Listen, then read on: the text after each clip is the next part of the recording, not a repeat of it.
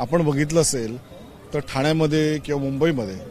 आज जी काही शिवसेना आहे ती बाळासाहेबांची शिवसेना आहे आणि निश्चितपणानं या निवडणुकीमध्ये विधानसभेच्या निवडणुकीमध्ये जनतेने सुद्धा कौल दिलेला आहे की शिवसेना कोणाची,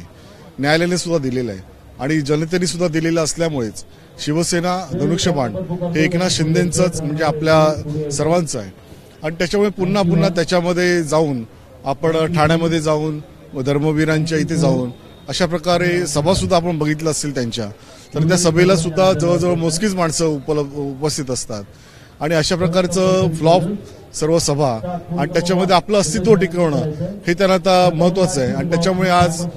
कुठे सभा घ्यायच्या किंवा अजून कुठेतरी काम करायचं अशा पद्धतीचं काम चालू आहे, पण निश्चितपणानं अत्यंत निषेधार्ह असं प्रकारे त्यांचं संपूर्ण वर्तन आहे आणि त्याच्यामुळे आपण बघितलं असेल तर त्या ठिकाणचे आमचे खासदार जिल्हा प्रमुख यांनी सुद्धा त्याचा माननीय धर्मवीर आनंदगे साहेबांच्या पुतळ्याचा सुद्धा अभिषेक केलेला आहे, पवित्र केलेला आहे. कारण हे जे काही सगळे जे आहेत जाणारे तिथे, कारण दररोज सकाळी उठून काहीतरी बोलायचं, काहीतरी महाराष्ट्राची संपूर्ण संस्कृती ही त्यांनी पणाला लावलेली आहे आणि अशा प्रकारे आज जे काही घडतंय ते निश्चितपणाने चुकीचं आहे.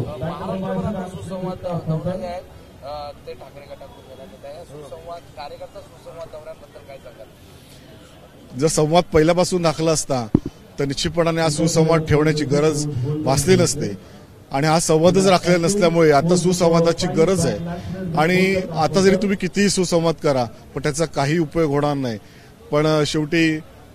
जे काही आज घडतंय, आज आपण बघितलं असेल दिवसेंदिवस एकनाथ शिंदे साहेबांच्या नेतृत्वाखाली विश्वास ठेवून शिवसेनेमध्ये अधिकाधिक तरुण, अधिकाधिक सर्व लोकप्रतिनिधी प्रवेश करतायत आणि त्याच्यावर निश्चितपणे शिवसेना सुद्धा कोणाची आहे हे समजलेलं आहे.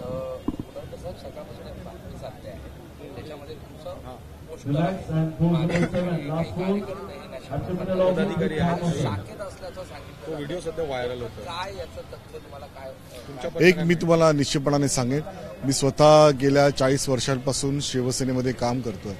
शाखा प्रमुख पासून ते आता इथपर्यंत माझी मजल झालेली आहे आणि नागरिकांनी विश्वास ठेवलेला आहे